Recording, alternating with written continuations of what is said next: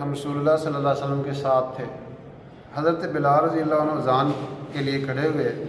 جب اذان دے چکے تو رسول اللہ صلی اللہ علیہ وسلم نے ارشاد فرمایا، جو بندہ یقین کے ساتھ وہ کلمات کہے جو مؤذن نے اذان میں کہے تو وہ جنت میں داخل ہوگا۔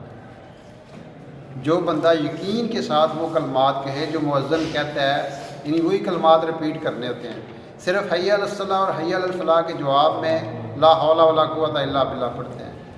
جو بندہ یقین کے ساتھ ان کا جواب دے گا وہ جنت میں داخل ہوگا۔ پھر ایک اور فائدہ، ہر کلمے پہ مثلا مؤذن نے کہا اللہ اکبر، ہم نے بھی کہا اللہ اکبر، ہمیں 2 لاکھ نیکیاں مل جائیں گی۔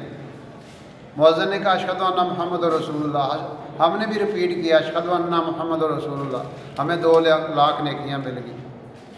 مؤذن نے کہا حی علی الصلاۃ، نے کہا لا حول ولا قوت الا باللہ، تو ہمیں بھی 2 لاکھ نیکیاں مل گئی، اور ٹوٹل 30 لاکھ نیکیاں جب بندہ اذان کا جواب دیتا ہے تو اس پہ ملتی ہیں۔ تو اللہ میں اس کی توفیق دے عمل کرنے کی۔